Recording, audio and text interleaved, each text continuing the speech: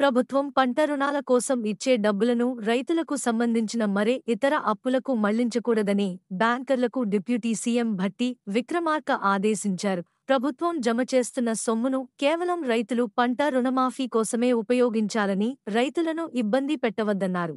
పంట రుణాల మాఫీ నేపథ్యంలో గురువారం ప్రజాభవన్లో రాష్ట్ర స్థాయి బ్యాంకర్లతో భట్టి విక్రమార్క ప్రత్యేక సమావేశం నిర్వహించారు. వ్యవసాయ శాఖ మంత్రి తుమ్మలతో పాటు రాష్ట్రంలోని బ్యాంకర్లు ఈ మీటింగ్కు హాజరయ్యారు. ఈ సందర్భంగా డిప్యూటీ సీఎం మాట్లాడుతూ, రుణమాఫీ స్కీమ్ అమలుపై బ్యాంకర్లకు పలు కీలక సూచనలు చేశారు. రైతు రుణమాఫీ కింద వచ్చిన నిధులను రైతులను ఇబ్బంది పెడితే ఉపేక్షించేది లేదు.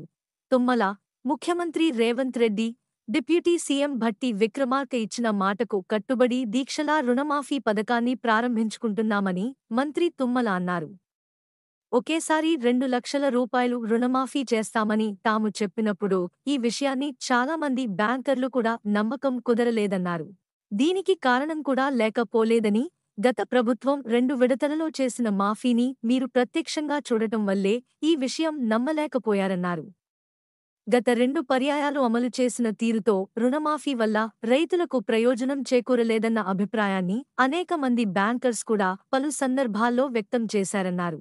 ఈ రాష్ట్ర ప్రభుత్వం ప్రకటించి అమలు చేస్తున్న 2 లక్షల రూపాయలు రుణమాఫీ బృహత్తర కార్యక్రమంలో మీరందరూ కూడా భాగస్వామ్యులే అని చెప్పారు.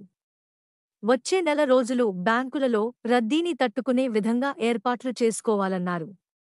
రైతు రుణాన్ని రెన్యువల్ చేసుకున్నట్లయితే వారికి నగదు రూపంలో ఖాతాలకు జమ చేయబడిన మొత్తాన్ని చెల్లించాలని, ఒకవేళ రైతు పంట రుణాన్ని బాకీ పడ్డట్లయితే వారికి ప్రభుత్వాలు విడుదల చేసిన మొత్తాన్ని రుణం క్రింద జమ చేసుకుని కొత్త రుణాన్ని వెంటనే మంజూరు చేయాలన్నారు.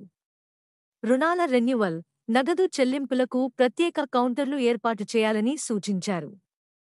అలాగే బ్యాంక్ శాఖలకు వచ్చే అధికారులకు పూర్తి సమాచారం ఇచ్చి రైతులకు సహకారం అందించాలన్నారు.